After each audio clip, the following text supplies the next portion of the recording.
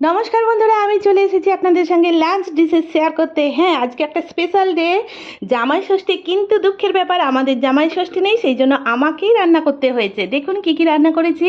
প্রথমে steam rice, এরপর করলা আর পেঁয়াজ একসঙ্গে ভাজা, আর মুগের আর মুসুরের একসঙ্গে মিশিয়ে একটা ডাল, পেঁয়াজ ফোড়ন তেজপাতা সমস্ত কিছু দিয়ে।